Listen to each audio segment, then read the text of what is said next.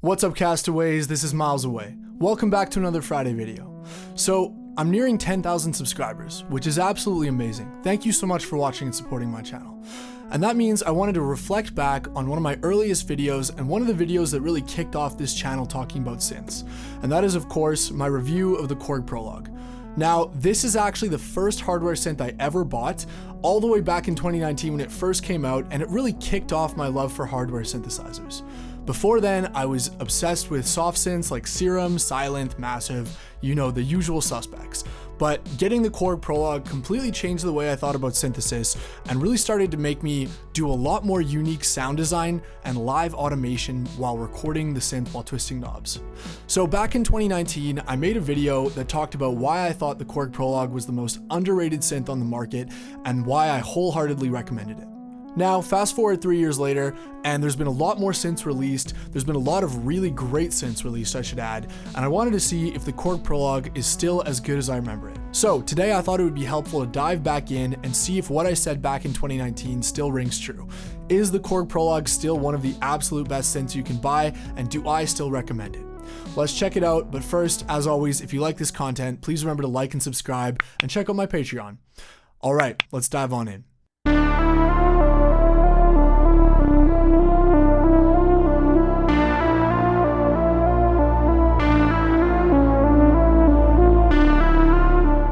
This video will not be as much playing as my usual videos.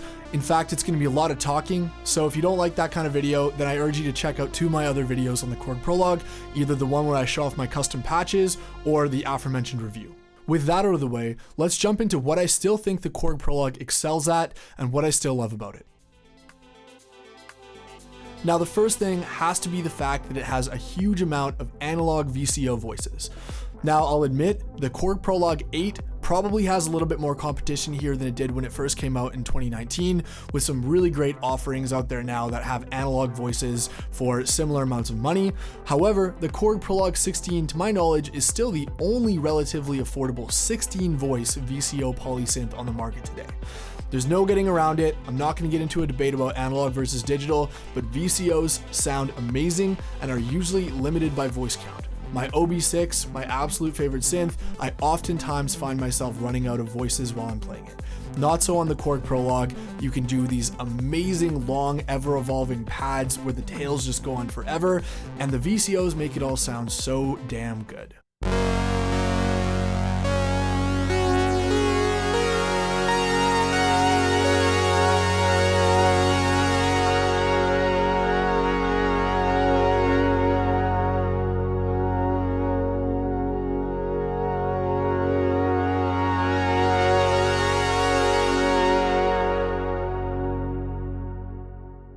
Next up, the hands-on workflow.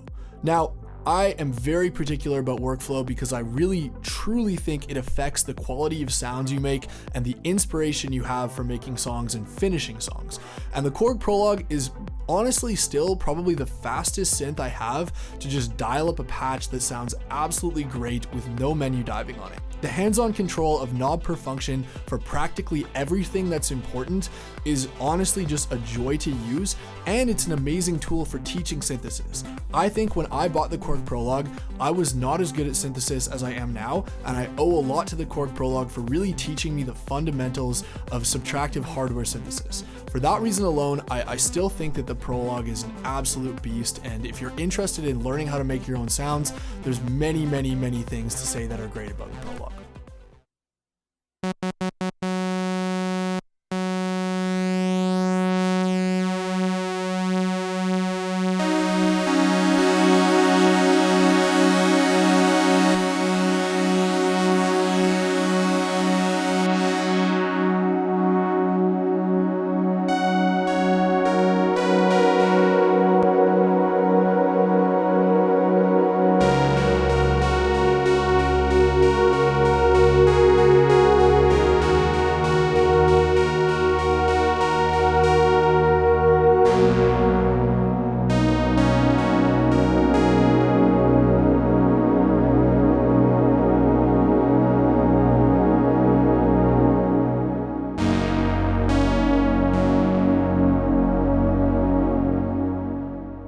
Next up, Now, this kind of contradicts what I said before, but I love the fact that the multi-engine can go as deep as you really want it to. The multi-engine can be as simple as a couple basic noise shapes with just a high-pass filter, or you can go down menu diving hell and find some crazy user oscillators with 3 separate LFOs, algorithmic FM, everything built in, where the multi-engine is essentially a separate synth under the hood. Now, having that power and having that uniqueness of what's essentially a second synthesizer, a second digital synthesizer inside an analog synth, is really unique and really adds a lot to the character of the Prologue. What I'll do a lot is I'll make a traditional analog subtractive sound, something like I'd make on a Prophet or an OB6, and then I'll build underneath it some weird FM transient pluck that adds a totally metallic sound that I couldn't get otherwise, and it emulates having essentially 2 synthesizers, one analog, one digital. That kind of workflow makes me make sounds on the Prologue that I can't make with any other synth, and I think that's pretty special.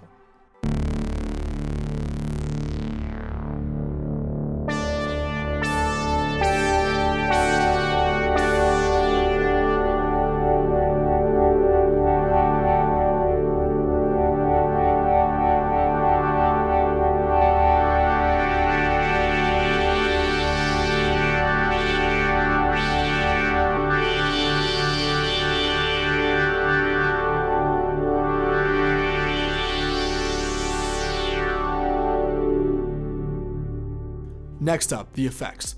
Now, since making that video, I've gotten a lot pickier with my effects. I've been lucky enough to use some of the best effects pedals on the market, and effects are something I really have a lot more passion for than I did back when I made that video. So, I was extremely surprised to see that the Korg Prologue effects still completely stack up and sound fantastic. The reverb in particular, I was blown away.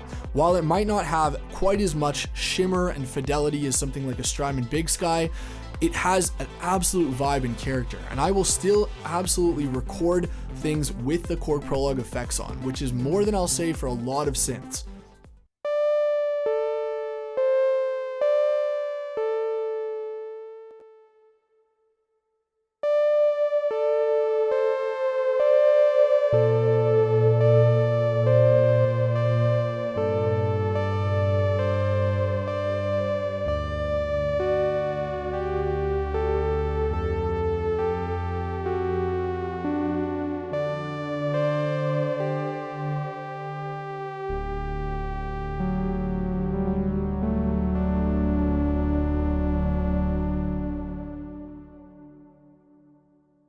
Now finally, the build quality. I have to give a shout out to the build quality because since making that review, I have had 0 problems at all with the Prologue. It's built in Japan, and it really is built as a premium instrument that punches way above its weight class. I've had problems with many of my synthesizers, unfortunately, and I've had to send many of them back, not the Prologue. The Prologue is built like a tank, and it is something that I feel like is built for the last. So clearly, there's a lot of great things about the Korg Prologue that have stood the test of time since my last review. But how about cons? Are there any cons? Well, yes. After having used many other synths since making that original review in 2019, I've really started to find a couple small things, nothing major, but a couple small things that are worth mentioning that I don't think I went over in my last review. Now, firstly, the bass.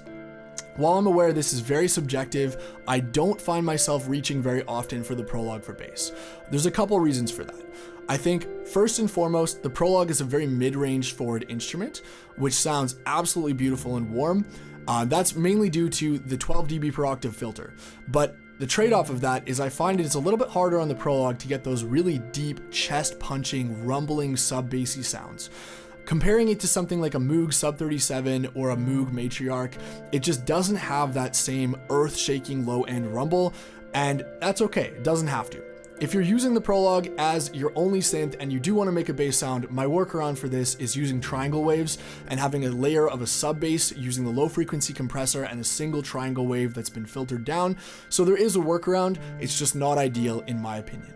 Next up, I find the bitimbral mode that involves actually splitting your synth into 2 different sounds with a bass on one end and an arp on the other, or a lead on one end and chords on the other, is honestly pretty gimmicky because you're not able to have separate outputs and you're also not able to have separate effects chains. You have to run everything either through both the effects or one of the effects or the other effects, or you can only run one through one and run through the other.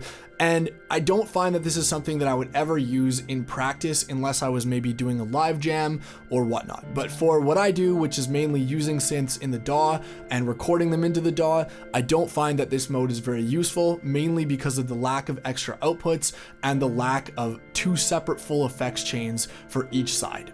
Why would I ever want to have either, no effects on one and all the effects on the other, or the same effects chain on both? To me, that doesn't really seem like a fully bitimbral synth, but I can forgive it because it forces me to use the Prologue bitimbral mode much more like we talked about, as creating one single layered complex sound. That's what I think the Prologue excels at in bitimbral, and I find a weakness is the other modes. Now, I have one more con, and it's probably not what you're expecting. Many people who watch reviews or have opinions on the Korg Prologue comment on the lack of aftertouch or the only single LFO. Now, neither of those things bugged me, I'll be totally honest. In the grand scheme of things, I rarely ever found myself reaching towards aftertouch. In fact, I rarely use aftertouch on any of my synths, to be honest. For what I do, it's not a main feature I look for. And the single LFO is a fun limitation. It doesn't bug me, it forces me to use the bitimbral mode or to focus on just making sounds that have a little bit less modulation but are interesting in other ways.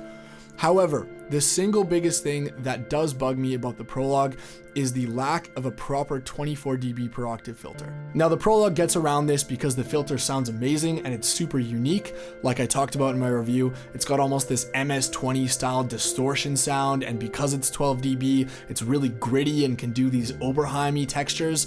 But it would have been awesome, like on the Summit, to have the option to have a 24 dB per octave filter.